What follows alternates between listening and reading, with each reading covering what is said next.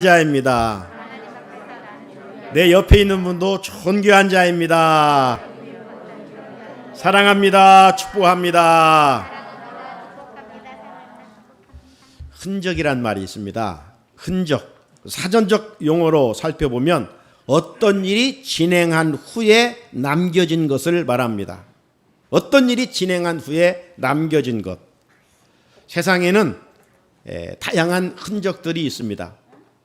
지난번 예기치 않는 폭우로 말미암아 많은 피해를 입어서 정부는 피해 지역을 재난지역으로 선포하기도 하였습니다. 이 폭우로 말미암아 산사태가 일어나 집들이 무너지고 또 토사들이 돌들이 굴러 내려가지고 도로를 막았던 그런 일들이 있습니다. 또 지난번 폭우로 말미암아 농작물이 다 쓰러지고 과일들이 떨어지고 그러다 보면 여기저기 쓰레기가 쌓여 있는 현장들을 볼 수가 있습니다. 자, 우리나라는 갑자기 예기치 않는 이런 폭우로 많은 피해를 입었다면 우리가 뉴스에 보도되는 것처럼 지구 반대편에는 500년 만에 찾아온 가뭄으로 호수와 강물이 말라서 거북이 등처럼 갈라졌습니다. 물이 마른 강바닥에는 놀랍게도 고대 보물들과 유물들이 발견되고 있습니다. 로마 시대 때 네로 황제가 만든 다리예요. 이것이 드러났어요. 뿐만 아니라 스페인에서는 7,000년 전에 만들었던 스톤헨지, 즉 고인돌이 물이 빠지니까 드러났어요. 뿐만 아닙니다. 다뉴브강에서는 전쟁에서 사용된 독일 군함 20여 척이 발견되었어요. 가까운 중국에서는 수백 년 전에 바위를 깎아 만든 불상이 수면 위로 드러나게 됐어요. 이 폭우와 가뭄이 남긴 흔적입니다. 뿐만 아니죠. 우리 몸에는 어릴 적에 맞았던 이 주사자국의 흔적이 있어요. 또 어떤 이들은 몸이 아파 병원에 가서 수술을 해서 몸에 수술 자국의 흔적을 갖고 살아갑니다. 하지만 이런 흔적은 눈에 보이는 가시적인 흔적만이 아니라 눈에 보이지 않는 불가시적인 흔적들도 많이 있습니다. 어떤 이들은 대인관계의 관계에서 상처를 받아 평생 지을 수 없는 그런 마음의 고통을 새기고 살아가는 이들도 있습니다. 참 잊으면 좋을 텐데 잊혀지지를 않지요. 그래서 잠 못 이루기도 합니다. 자, 세상에는 이런저런 다양한 흔적들이 있는데 그리스도인들 중에는 일찍이 믿음을 지키기 위하여 몸의 흔적을 가지고 살아간 사람들도 있었습니다. 그 대표적인 사람을 말하라면 사도 바울입니다. 사도 바울이 갈라디아 교회에 보내는 편지에 보게 되면 갈라디아 6장 17절에서 이렇게 고백합니다. 이후로는 누구든지 나를 괴롭게 하지 말라. 내가 내 몸에 예수의 흔적을 지니고 있노라. 누구의 흔적을 지니고 있다고요? 바울의 몸에 예수의 흔적을 지니고 있노라. 여러분, 이 흔적이란 말은 헬라어로 스티그마라는 말, 스티그마. 이 스티그마라는 것은 도장을 찍다는 겁니다. 낙인입니다. 고대에 이 주인들이 자기의 소유권을 나타내기 위해서 이 포로로 잡아온 사람들 아니면 자기 집에 있는 종들의 이마에 문신을 새겼어요. 너는 내 것이야. 그리고 또 몸에 화인, 불도장을 찍기도 했습니다. 우리 영화 보면 노예 몸에 막 불 도장을 찍잖아요. 이게 스티그마입니다. 뿐만 아니라 짐승들을 또 내 것이라고는 소유권을 하기 위해서 엉덩이에 불도장을 찍기도 하지요. 자, 이런 문신, 불도장, 이걸 스티그마라고 말합니다. 인이죠, 인. 도장 찍는 거죠. 자, 그렇다면 사도 바울은 왜 몸에 예수의 흔적이 새겨졌다라고 고백했을까요? 그것은 바울이 곳곳을 돌아다니면서 복음을 전하다가 당한 상처의 흔적이 몸에 새겨져 있었기 때문입니다. 영광의 상처였지요. 사도행전 읽어보면 1차, 2차, 3차 바울이 전도 여행을 하면서 가는 곳마다 환영받은 곳은 없어요. 가는 곳마다 배척을 당하고 정말 감옥에 들어가기도 하고, 그래서 빌립보 감옥에 들어갔을 때는 수고랑과 수사를 찼으니, 그리고 또 들어가기 전에 많은 매를 받았으니 그의 등에는 매 맞은 흔적이 있고 손과 발에는 착고를 차고 시고랑 휴사스를 찬 그 고통의 흔적이 있었던 것이지요. 뿐만 아니라 루스다를 비롯해서 그가 이곳저곳 다니면서 돌에 맞은 깊은 상처들이 몸에 새겨져 있었습니다. 고린도후서는 개인적인 서신이라고 말하는데 고린도후서 11장에 보게 되면 부득불 자기가 예수님을 위해서 당한 자랑을 열거합니다. 예수님을 위해서 당한 그 자랑은 다른 게 아니라 고통의 현장들입니다. 가는 곳마다 매를 맞고, 무엇보다도 당시 40대 맞으면 사람이 죽는다고 해서 40대까지는 안 때립니다. 그래서 거의 반 죽을 정도로 39대를 때리는 거예요. 태장으로 그래서 바울은 그가 고백하기를 내가 40에 감한 매를 5번이나 맞았다. 얼마나 많은 고통을 당했는가.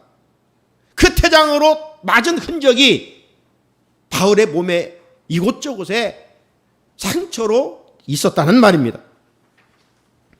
뿐만 아니라 바울은 고린도 교회에 보내는 편지 고린도후서 1장을 읽어보면 그는 지난 날을 휴상하는 가운데 내가 정말 살 소망이 끊어졌다. 살 소망이 끊어졌다. 아니 사형 선고를 받았다. 얼마나 많은 고난을 받았으면, 그리고 그 고난을 통해서 바울의 몸에는 온통 거북이 등처럼 매맞은 그 흔적들이 새겨져 있었던 것이죠. 사랑하는 성도 여러분, 이렇게 복음을 지키고 예수를 전하기 위해서 바울을 비롯해서 적지 않은 그리스도인들은 환난과 핍박 중에서도 끝까지 믿음을 지켜가기 위하여 육체의 고난을 받았습니다. 그 고난이 성도들 몸에 거룩한 흔적으로, 홀리스티그마로 새겨져 있었던 것이죠. 자, 그런데 오늘날 우리 그리스도인들은 복음을 전하고 전도한다고 비난과 조롱은 받을지언정 어떤 육체적인 몸에 고난의 흔적은 새길 수가 없잖아요.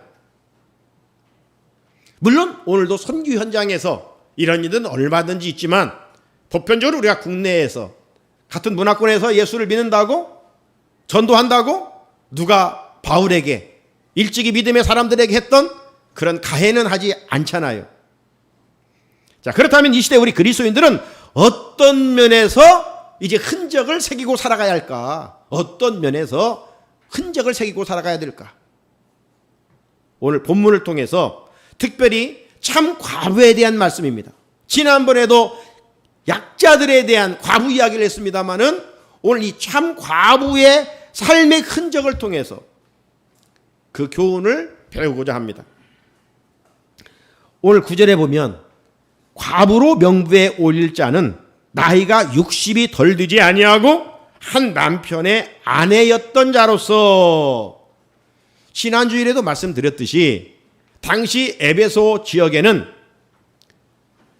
남편이 죽어서 과부된 사람도 있었지만, 당시 일부 다처제의 이런 부작용으로 말미암아 남자들이 쉽게 여자들을 버려서 여자들이 혼자 이렇게 살아가는 이들이 더 많았습니다. 남편에게 버린 여인들은 약자들이었겠죠. 그들이 뭐 잘못이 없어요. 그런데 버림받았다는 이유로 사회에서 냉소를 받고 비난을 피할 길이 없었던 것입니다. 당시 다들 힘들고 어려웠어요. 이 팬데믹을 지나면서 세계적인 경제가 요즘 힘들고 나라 경제도 힘드니 가정 경제도 힘든 것 말할 이유가 없죠.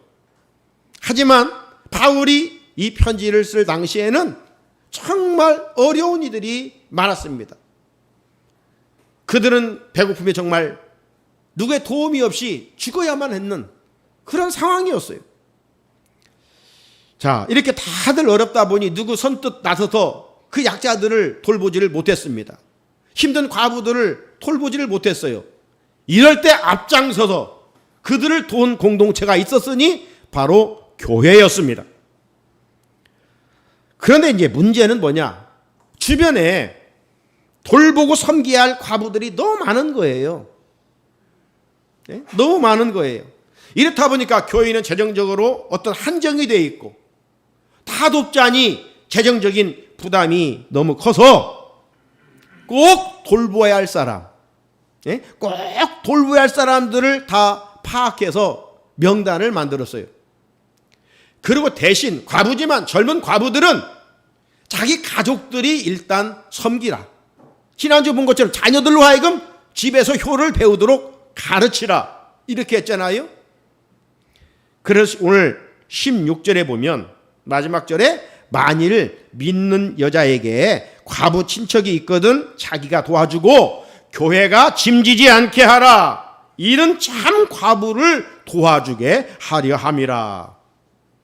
교회는 효율적인 재정 관리를 잘 할 뿐만 아니라 꼭 도와줘야 할 자들을 도와주기 위함이었던 것이죠. 자, 그렇다면 참 과부의 명단에 오를 기준은 무엇이라고 말씀하고 있습니까? 9절에 보니까 60세 이상이어야 했습니다. 나이가 60이 덜 되지 아니하고. 과부가 두 종류예요. 참 과부가 있고 그냥 과부가 있어요. 그냥 과부는 젊은 과부예요.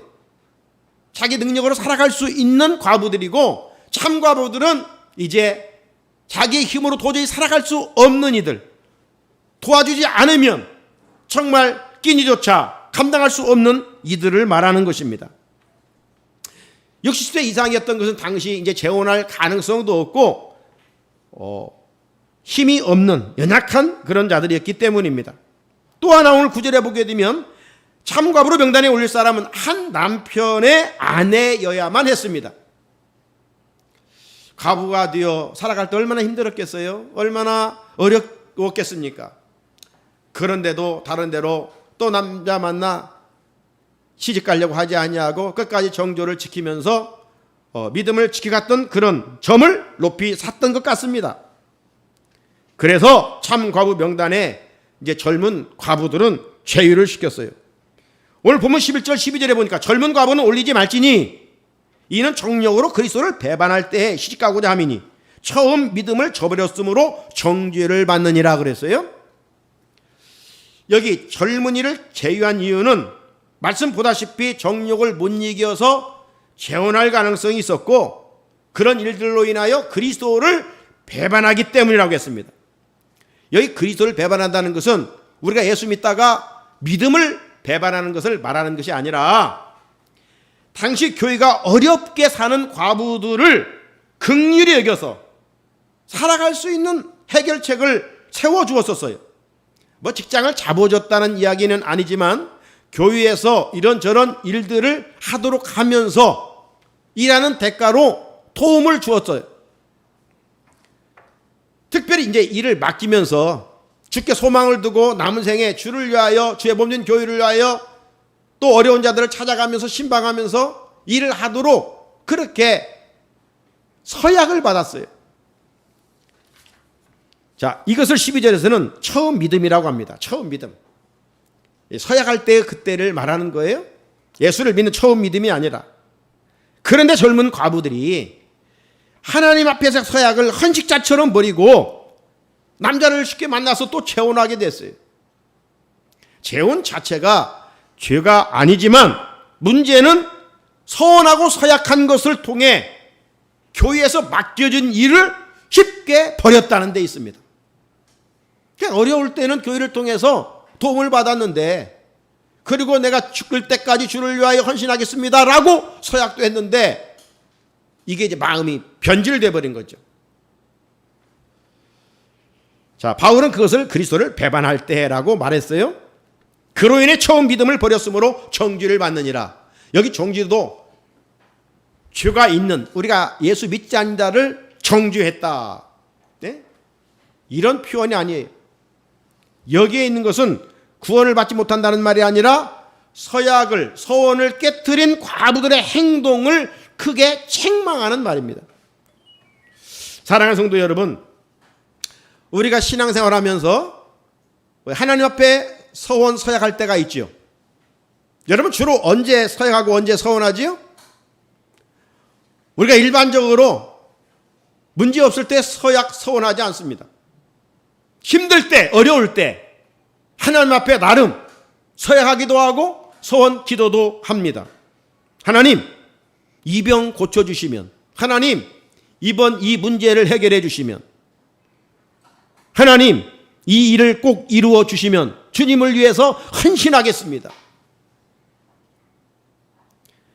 응답받고 서원한 대로 순종하면 좋을 텐데, 그렇지 못하고 시간이 흐르면서 서원과 서약의 어떤 힘이 약해지는 것을 볼 수가 있습니다. 하나님께 부르짖어 은혜 있고 응답받고 처음에는 열심히 예배드리고 헌신합니다. 그런데 주신 건강, 물질을 가지고 세상 일에 분주하면서 처음에 헌신과 열정은 사라지고 부스러기 시간만 하나님께 드리는 일들이 있습니다. 물질 문제 해결되면 하나님, 아낌없이 물질을 위하여 하나님의 나라를 위하여 헌신하겠습니다 했는데, 하나님의 은혜로 물질 문제가 해결되니까 이제 내가 수고해서 물질을 얻고 내 것인 것처럼 착각해서 하나님께 물질을 드리는 일조차 인색하게 되는 것이죠.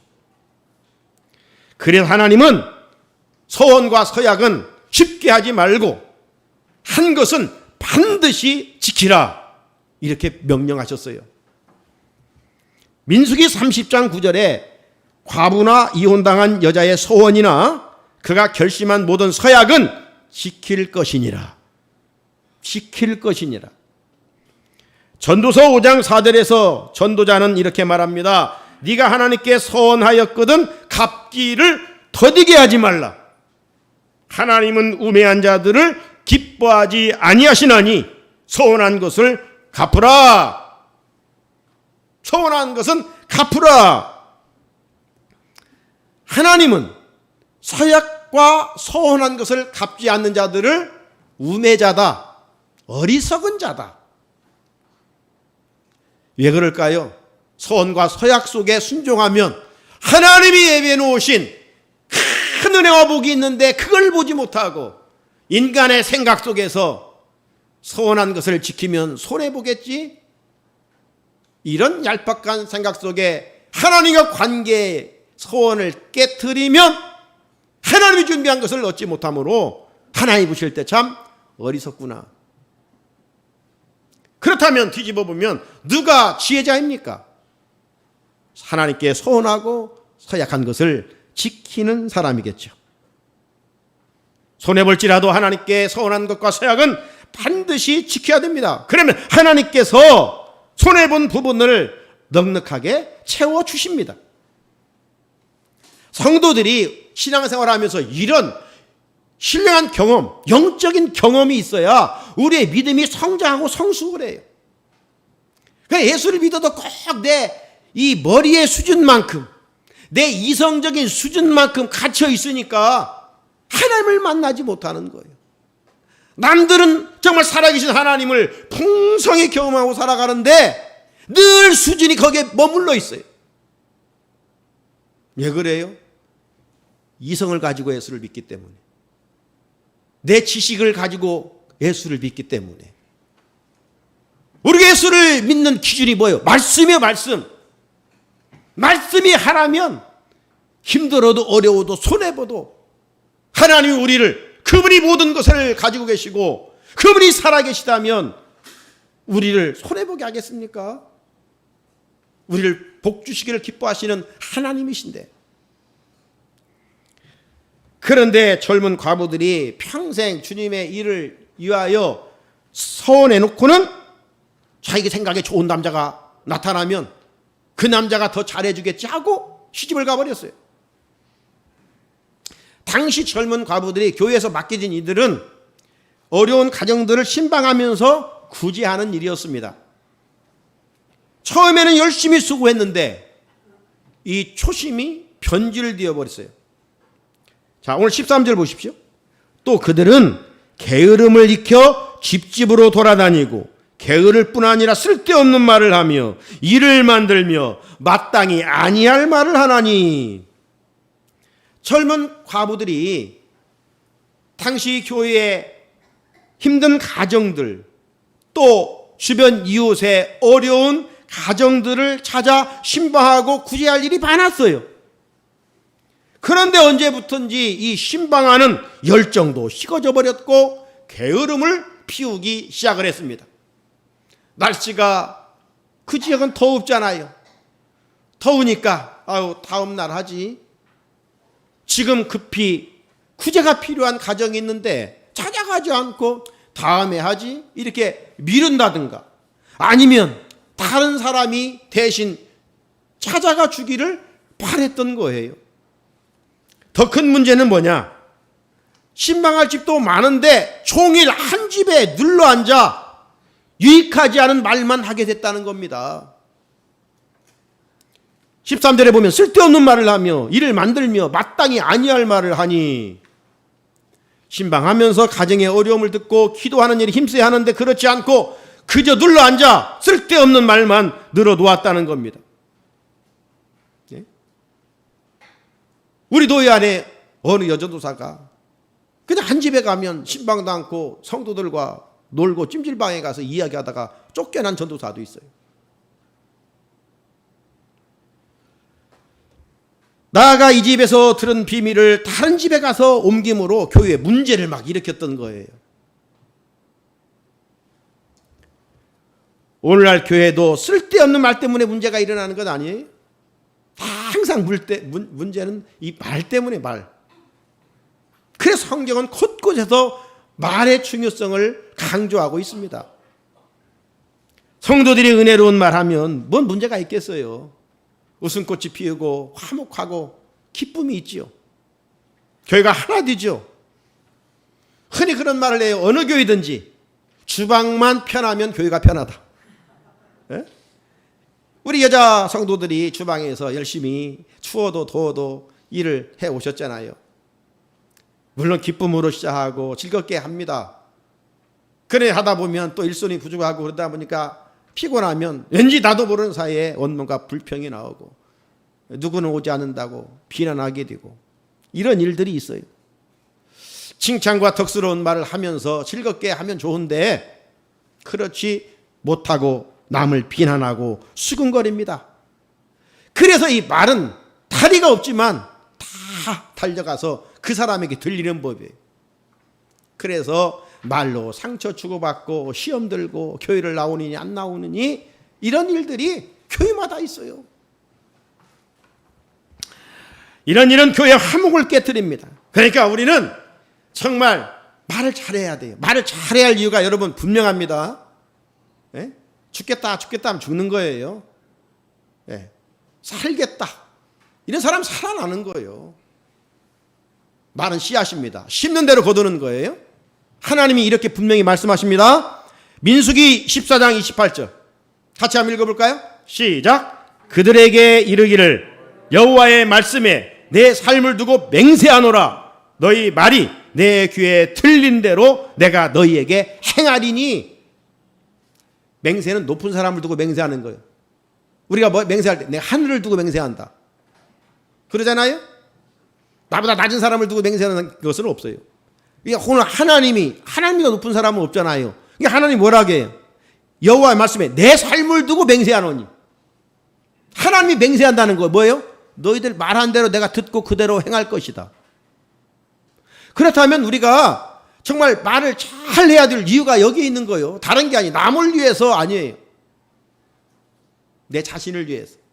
힘들어도 어려워도 우리가 부정적인 언어는 사용하지 않아야 돼. 타락한 우리 인간의 이 모습 속에서는 나도 모르는 사이에 이 해서는 안 될 말이 얼마나 이렇게 불쑥불쑥 튀어나오는지. 그럴 때마다 아이고 내가 말을 잘못했구나. 하나님 용서해 주시고 내 입술에 성령의 기름을 부어주셔서 긍정의 말을 하게 하옵소서. 할렐루야. 긍정의 말을 해야 돼. 긍정의 말을 찾고 축복의 말을 선포하고, 그러면 내 삶이 변화돼. 하나님의 은혜를 부어주셔요. 당시 젊은 과부들은 신방하면서 상담도 하고 어떤 조언도 듣고 도움을 주고, 이래서 결과적으로 교회의 화평을 도모해야 되는데 그렇지를 못했어요. 쓸데없는 말을 짓거림으로 교회의 덕을 깨트렸어요. 질서를 무너뜨렸어요. 이 구에게 가서 저 구에게 말을 험담을 하고, 저 구에게 가서 이 구에게 험담을 막 했어요. 그래서 바울은 그럴 바에야 젊은 과부들은 빨리 시집가서 아이를 낳고 사는 것이 유익하다. 네? 당시 바울의 그 종말로는 웬만하면 시집가지 말고 이제 주님 오실 날을 기다리라, 이런 신앙관이었거든요. 그런데 쓸데없이 돌아다니면서 헛된 말을 짓거리거든 빨리 가 시집가서 아이나 낳아라. 오늘 14절에 그런 말씀이잖아요. 그러므로 젊은이는 시집가서 아이를 낳고 집을 다스리고 대적에게 비방할 기회를 조금도 주지 말기를 원하노라. 대적이 누굽니까? 마귀입니다.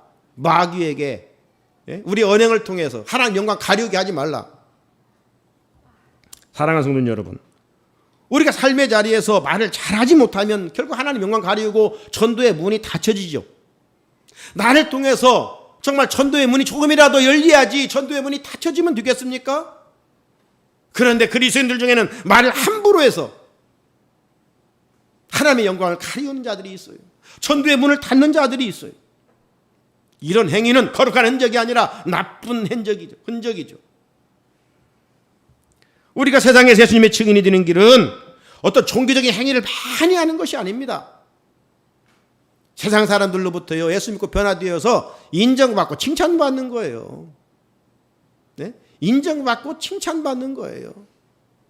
우리 월상 예배에 칭송받는 교회라는 말씀을 전하였거든요. 여러분의 가정에 달려있는 10월의 달력에 칭송받는 교회가 있을 거예요.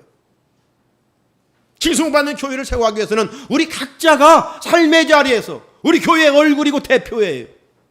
우리가 칭찬받으면 칭찬받는 교회를 세워갈 수가 있는 거예요. 그런데 칭찬은 받지 못하고 신앙적인 행위만 요란하면 더 하나님 영광을 가리웁니다. 봐, 믿는 것들이 믿는다고 하면서 행위는 저 모양이다. 더 큰 비난을 피할 수가 없지요. 그래서 앞에 살펴본 감독의 자격 중 하나가 3장 7절에 또한 외인에게도 선한 증거를 얻는 자라야 한다.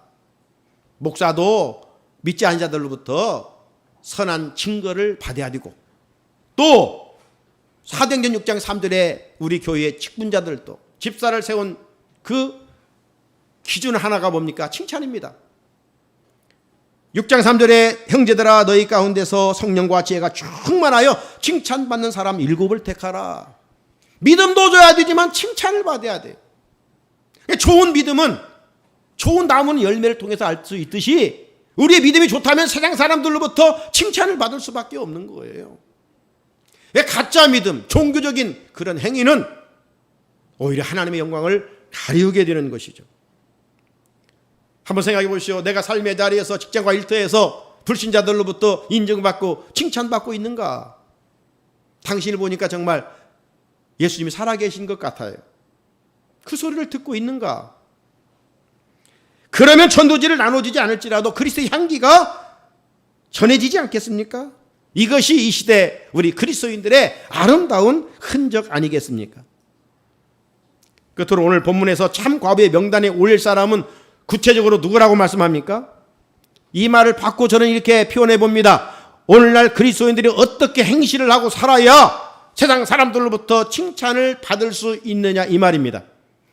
오늘 보면 10절을 같이 한번 읽어보겠습니다. 10절 시작. 선한 행실의 증거가 있어 혹은 자녀를 양육하며 혹은 나그네를 대접하며 혹은 성도들의 발을 씻으며 혹은 환난당한 자들을 구제하며 혹은 모든 선한 일을 행한 자라야 할 것이요. 아멘.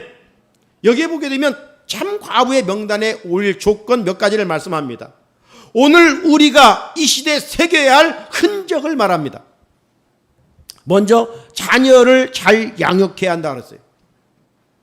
자, 이 말은 문자적인 의미보다는 어머니다운 품성을 지니라는 겁니다. 어머니다운 품성을 지니라는 거예요.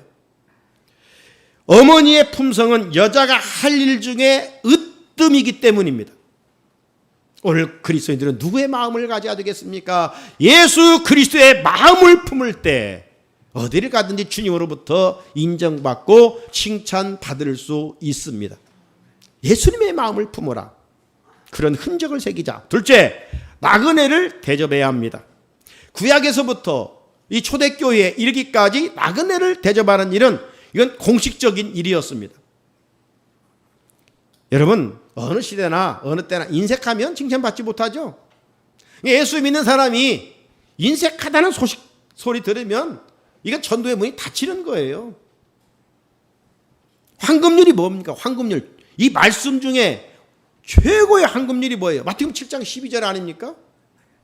그러므로 무엇이든지 남에게 대접을 받고자 하는 대로 너희도 남을 대접하라. 이것이 율법이요 선지자 아니라.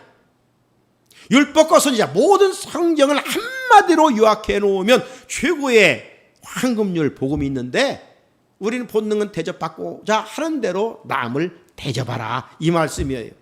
나 중심의 이기기 삶에 파묻혀 살지 말고 이타주의적인 삶을 살아가라. 예수님이 오셔서 죄인들을 위해 살아갔던 것처럼 우리도 다른 사람을 위해 좀 살자.